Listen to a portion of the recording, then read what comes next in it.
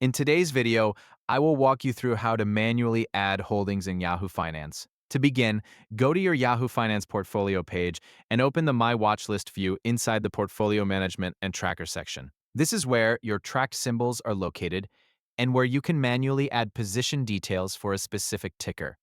Once the page is loaded, switch over to the Holdings view. This view provides the columns needed for entering your position information and allows you to record the details you already have.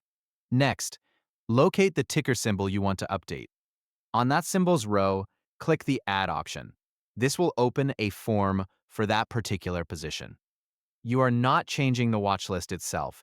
You are only adding information for the holding associated with that symbol. Start by entering the date. Choose the trade date that matches when you acquired the shares. Use the same date format you normally use throughout your portfolio, so everything remains consistent. After entering the date, move on to the number of shares. Enter the quantity exactly as it appears in your brokerage account if you own fractional shares. Enter them as well. Make sure the quantity matches your records. Next, enter the cost per share in dollars. Type the purchase price for a single share.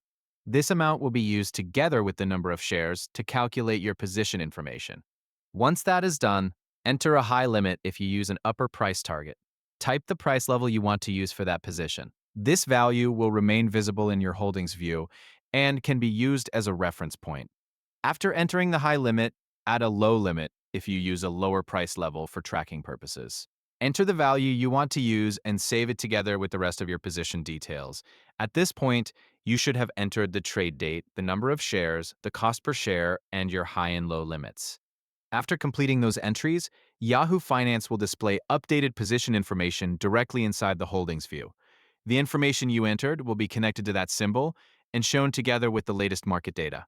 Whenever you need to add another holding, simply return to the holdings view, locate the symbol you want to update, select Add, and enter the same details again.